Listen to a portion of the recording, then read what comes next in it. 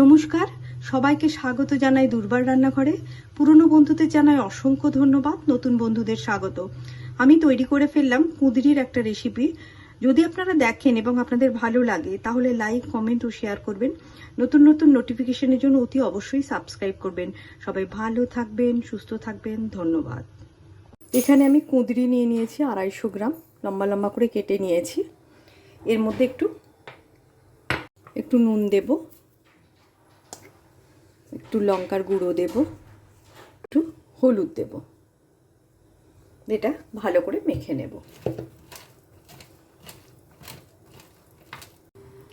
এখানে সর্ষের তেল দিয়ে দিলাম, এই 3 চামচ মতো দিলাম। কালো জিরে দিয়ে দেব, এই কুঁদরিটা।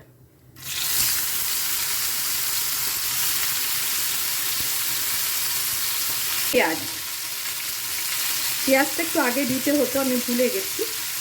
আমি একটা সাইডে দিয়ে দিলাম।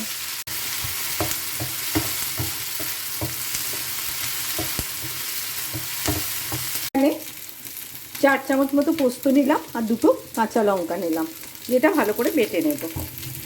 এখানে পোস্তটা দিয়ে দিলাম আর একটু মিক্সি ধোয়া জলটা দিয়ে দিলাম।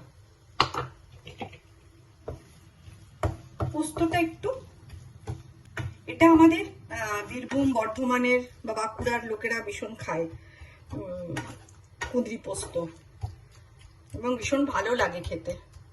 এটা এখন আর একটু হবে। তৈরি হয়ে গেল কুঁদরি পোস্ত। এটা করে অতি অবশ্যই দেখবেন, ভালো লাগে খেতে। চটপট তৈরি করে ফেলুন কুঁদরির এই রেসিপিটা, ভীষণ ভালো লাগে খেতে।